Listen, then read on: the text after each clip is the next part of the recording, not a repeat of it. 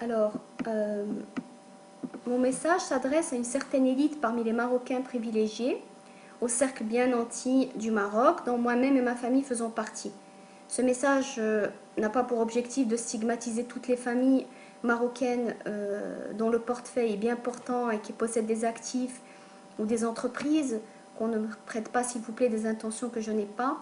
Mon objectif est de réveiller les gens de mon entourage et qui me ressemblent et potentiellement éveiller leur sens de la citoyenneté et la responsabilité d'appartenance à ce beau pays qui est notre cher Maghreb. Donc voici pour l'objectif. Je ne montrerai pas mon visage parce que je pense que le plus important c'est le message que je voudrais véhiculer. Et donc j'ose espérer que ceux qui me critiqueront dépasseront ce détail accessoire et s'attaqueront au fond de ma pensée en apportant des critiques constructives, lesquelles j'espère vont faire avancer le débat. Alors pour la petite histoire, je suis marocaine et je ne fais partie d'aucun parti politique. Et puis je tiens à m'excuser, je m'adresserai en français, car c'est la langue dans laquelle je suis la plus à l'aise à exprimer mes idées. Je m'excuse auprès de l'ensemble des Marocains, qu'ils maîtrisent ou pas le français d'ailleurs, cela n'a pas d'importance. Le plus important c'est que moi je ne maîtrise pas ma propre langue. Mais j'y travaille, j'y travaille. Je ne la maîtrise pas car je suis le fruit d'une éducation en grande partie de la mission française et d'écoles de cycle supérieur francophones. Ceci n'est pas pour justifier mes lacunes, mais pour les expliquer. Je pense aussi que puisque je m'adresse à un segment de la population marocaine assez privilégié, le français serait à mon avis le meilleur vecteur de communication. Malheureusement, les Marocains de mon entourage et moi-même avons souvent ce que je considère personnellement comme une tare, un handicap majeur, à savoir l'incapacité de pouvoir nous exprimer correctement dans notre propre langue, et pour certains, c'est encore plus grave même en Darija. Donc, nous sommes le fruit des écoles qui nous ont certes donné une formation académique de qualité, on ne va pas cracher là-dessus, mais qui a eu le défaut grave de ne pas donner autant de poids à notre propre histoire, nous les Marocains qui ont étudié dans ces écoles, à notre langue, à l'arabe, à notre patrimoine religieux, à notre patrimoine culturel, à nos auteurs, à l'étude de nos auteurs, nos philosophes, nos poètes, etc. Mais pire encore, je pense que ces écoles, ce qu'elles ont fait, c'est qu'elles nous ont donné un sens critique à unidirection. C'est ce que j'appellerais une allégeance de facto à une certaine idée d'Occident ou un certain Occident de la France. Évidemment, l'Occident et la France ne sont pas un bloc monolithique, mais à un certain Occident.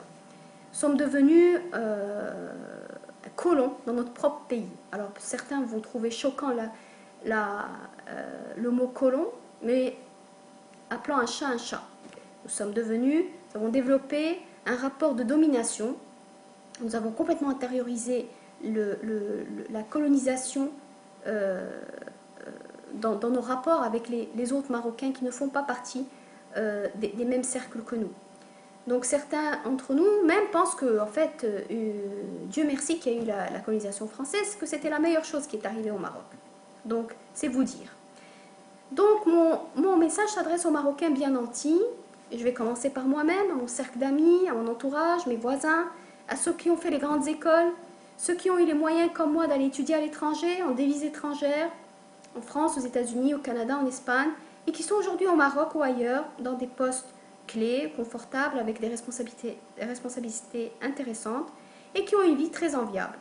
Ceux comme moi, qui sont en mesure de se payer des vêtements griffés, des marques, qui se payent des week-ends à Marrakech, au nord, à Saouira, et qui vont régulièrement à l'étranger, en France ou ailleurs, en Espagne, pour des vacances. Car quand nous ne possédons pas carrément un second passeport étranger, acquérir un visa n'est jamais un problème. C'est tellement facile d'ailleurs que nous n'allons même pas nous-mêmes le récupérer. Nous avons toujours quelqu'un qui le fait pour nous, parce que nous détestons faire le queue avec le reste de la populace. C'est triste, mais c'est la vérité. J'aimerais m'adresser à ceux comme moi qui n'ont aucun problème à dépenser plus que le SMIC marocain un samedi soir autour d'un repas bien arrosé, avec des amis qui nous ressemblent, qui sont aussi nantis que nous, dans un resto bien matu vu de Casa, de Rabat ou de Marrakech, et qui n'ont aucun appel de conscience quand à la sortie de ce même resto, le pauvre gardien de voiture vient courir pour venir chercher son petit 2 dirhams 50, et que nous nous trouvons ô combien généreux, quand pris par un sens vague de la culpabilité, nous nous donnons bonne conscience quand nous jetons quelques dirhams aux mendiants qui nous harcèlent partout dans les rues de Casa. Et en même temps, Nous sommes très agacés par le petit garçon morveux et sale. Vous savez lequel? Celui qui nous colle sur la côte de Casablanca et partout ailleurs dans les feux rouges. Celui qui, au lieu d'être sur les bancs de l'école, se retrouve collé à nos vitres de voitures luxueuses, à les salir, nos 4x4, nos Mercedes, nos BM, nos voitures de sport, et qui nous vend ces chewing-gums dégueulasses qui d'ailleurs nous ne mâcherons jamais, et où son paquet de Kleenex plein de poussière et de pollution.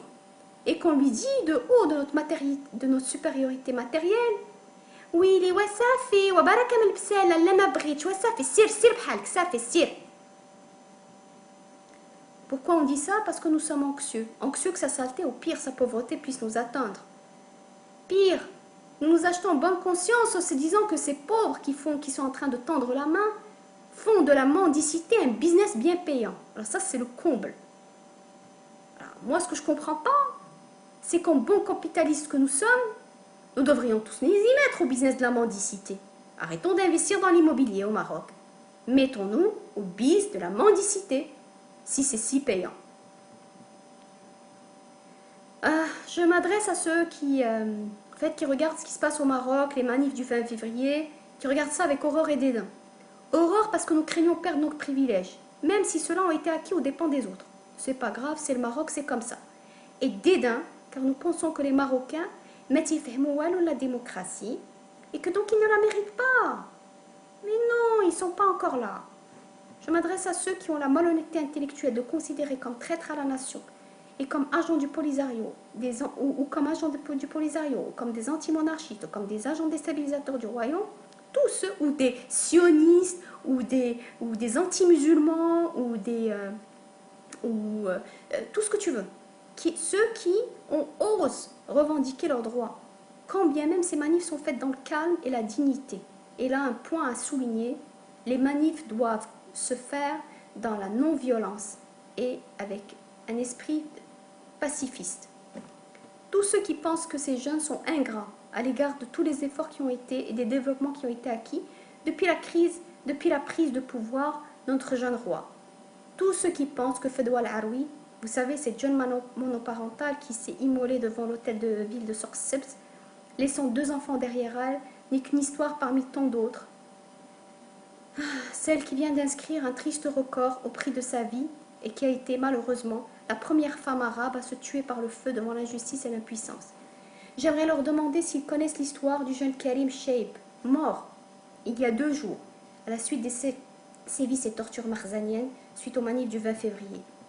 À ce petit noyau de riches privilégiés dont je fais partie, j'aimerais qu'on se pose la question sur notre vrai sens de la citoyenneté, notre sens de la marocanité.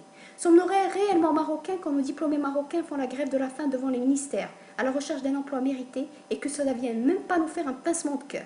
Sommes-nous marocains quand nos hôpitaux publics puent la pisse et que nos écoles publiques, qui sont censées être la seule sortie de secours potentielle pour les démunis du Maroc, enseignent des programmes de l'âge préhistorique et que nous ne disons rien, car de toute façon nous n'avons pas accès nous ne sommes pas concernés, nous avons accès aux meilleures écoles et aux meilleurs hôpitaux, et quand cela ne suffit pas, nous allons à l'étranger, et c'est ce qu'on fait sans gêne.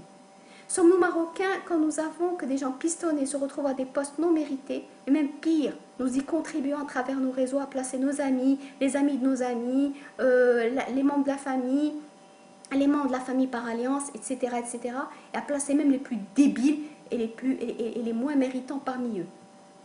Sommes-nous marocains quand nous plaçons notre argent à l'étranger, au cas où justement d'une révolution arriverait au Maroc? Il est où notre amour pour la patrie si nous n'y investissons pas notre argent? Comme dit le proverbe américain, put your money where your mouth is. Sommes-nous marocains quand des jeunes filles et des jeunes garçons se retrouvent à vendre leur corps sans protection à des pédophiles et des dépravés sexuels à Marrakech, sur la place Jemaa el-Fna, ou encore dans des cabarets destinés à des khalijis, et que nous gargarisons dans nos discussions de salon sur les chiffres de tourisme, fiers du fait que notre pays est ouvert et moderne, comme si le taux de prostitution était devenu un indicateur qui mesure le développement d'un pays ou son degré d'ouverture. Sommes-nous marocains quand le moindre visage marocain un peu trop barbu à notre goût et dans nos têtes une justification suffisante pour qu'ils soient jetés en prison sous prétexte que ce sont des islamistes salafistes dangereux et que nous ne voulons pas devenir l'Iran ou l'Arabie Saoudite, et que de toute façon ces intégristes méritent la mort. Et qu'en même temps, nous, les mêmes personnes, on s'indigne des lapidations que subissent des femmes en Iran, en Afrique. C'est ce que nous devons faire. Mais là, j'aimerais qu'il y ait un peu de consistance. Et puis sur le point des salafistes, c'est en effet un danger pour notre pays, mais ce n'est pas les procès sans équité, la violence marzaniste, les arrestations collectives, les procès théâtraux qui vont régler le problème. Au contraire, ça va donner plus de légitimité à ces mêmes courants salafistes. Donc sommes-nous Marocains quand nous nous tairons dans nos villas et nos clubs sélects pour n'y rencontrer que des gens sélects comme nous, car franchement, il ne faudrait pas mélanger leurs genres. Oui, mais ça va pas, non, etc., etc. Et la liste est longue. Beaucoup de Marocains riches vont vouloir se justifier à l'écoute de ce vidéo. Beaucoup se sentiront visés, accusés. Que les choses soient claires. Nous n'avons pas à nous sentir coupables, car beaucoup d'entre nous avons eu des parents qui ont réussi dans le domaine des affaires, dont les parents sont médecins, cadres, entrepreneurs, qui ont créé des emplois et qui contribuent beaucoup au développement de ce pays. Il ne s'agit pas de mettre tout le monde dans le même sac. Mais soyons honnêtes pour avouer qu'au Maroc, la réussite est un cercle vicieux. Et que nos réseaux nous ont ouvert beaucoup de portes et que ces chances-là, que nous considérons qu'elles nous sont dues, ne sont pas les mêmes pour tout le monde au Maroc. C'est juste un fait à considérer et à admettre. Aujourd'hui, le Maroc est à la croisée des chemins. Si nous tenons à la continuité de notre pays et qu'ils ne sont pas dans le chaos, qu'ils restent stables, qu'on construise sur ce qui a déjà été bâti, qu'on soit unis de Mentanjal Gdira, que nous ne soyons pas convoités par l'Algérie, le Polisario, l'Espagne, la France, les États-Unis, eh bien, il faut avoir le courage de descendre avec Ouled Chab dans les rues, à manifester paisiblement, à contribuer à créer des espaces de débat, à écouter leurs revendications, leurs besoins, les craintes, les colères, les espoirs, à échanger, à s'enrichir mutuellement, à mettre à profit et au service de notre peuple les fameuses compétences acquises dans les écoles étrangères et dont nous sommes si fiers. Ayons le courage de dire que les personnes qui nous gouvernent doivent rendre des comptes, que le privilège du pouvoir vient avec la responsabilité de l'imputabilité. Exigeons de la transparence et plus que tout, exigeons de l'éthique. Demandons, soyons solidaires, arrêtons nos discours de salon, sortons de nos villas et allons à la rencontre de l'autre Marocain. Vous savez, cet autre Marocain que nous avons évité toute notre vie. Ce Marocain d'El Chab, cet autre avec un grand A, l'autre qui est en nous, qui est notre miroir, et qui demain sera notre mémoire. Alors voilà, je vous remercie.